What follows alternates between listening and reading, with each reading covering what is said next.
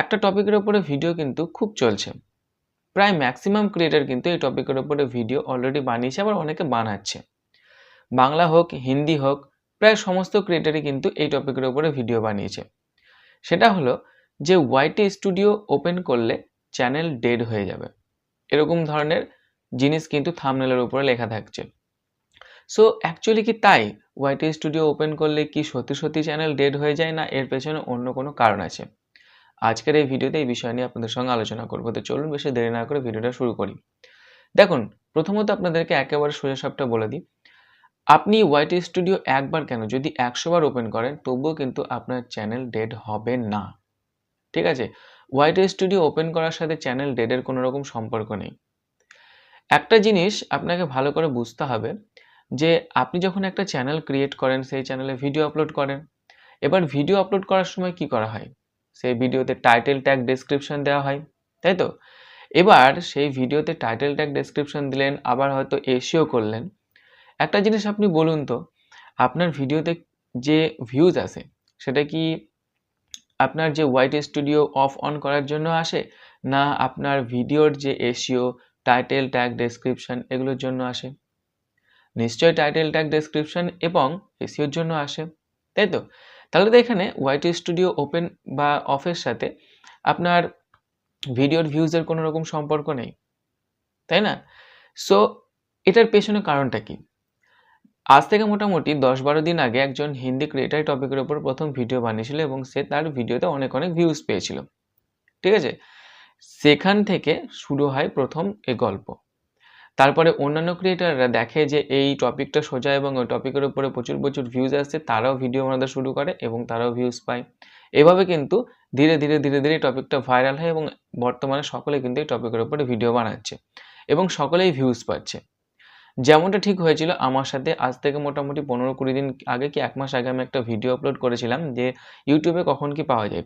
2024 সালে আমি কিন্তু এই প্রথম মানে এই টপিকের উপরে ভিডিও বানিয়েছিলাম বাংলা কমিউনিটিতে।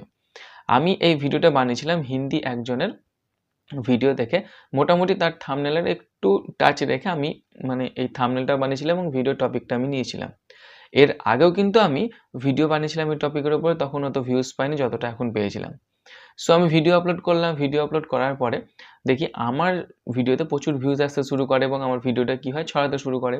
যখন সমস্ত ক্রিয়েটর দেখতে পায় তখন তারাও কিন্তু এই টপিকের উপরে ভিডিও বানাতে শুরু করে এবং আমার ভিডিওর ভিউজ হয়ে যায় ডাউন। ওকে, এখন সেই জিনিসটা কিন্তু এরকমই চলছে।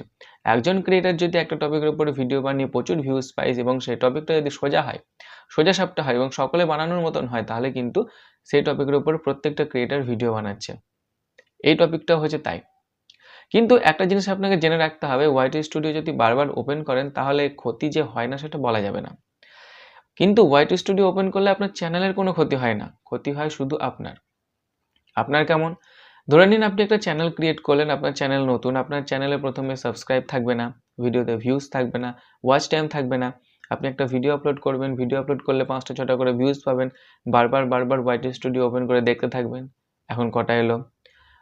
তারপরে 1 ঘন্টা পরে আবার ওপেন করে দেখবেন কটা এলো ভিউজ। তারপরে আবার হয়তো 2 ঘন্টা পরে দেখবেন যে কটা ভিউজ এলো। এরকমভাবে সারাদিনে মোটামুটি 100-150 বার যখন আপনারা ওপেন করবেন তখন কি হবে, আপনারা একটা মেন্টালি প্রেশার ফিল করবেন। আপনার মেন্টালি প্রেশার ফিল করার জন্য আপনার হেলথের উপরে প্রবলেম হবে, আপনার মানসিক প্রবলেমে ভুগবেন।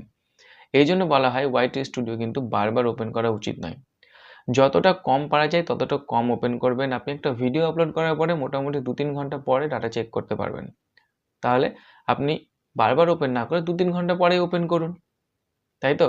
কিন্তু আমাদের ওয়াইটি স্টুডিও ওপেন না করলেও তো হবে না। কারণ ওয়াইটি স্টুডিওর মাধ্যমে আমরা আমাদের ভিডিওর সমস্ত পারফরম্যান্স চেক করতে পারবো।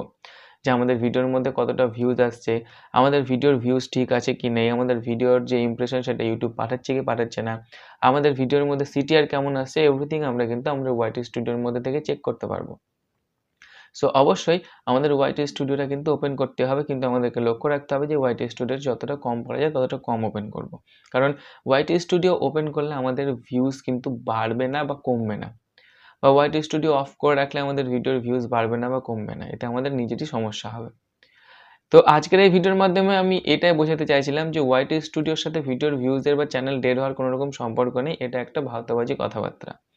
জাস্ট ভিডিও বানাতে হয়, সকলে তাই ভিডিও বানাচ্ছে, ভিউজ কামাতে হয় তার ভিউজ কামাচ্ছে, এগুলো রং ইনফরমেশন। আশা করি আজকের এই ভিডিওর মাধ্যমে বিষয়বস্তুটা আপনাদেরকে খুব ভালোভাবে বোঝাতে পেরেছি।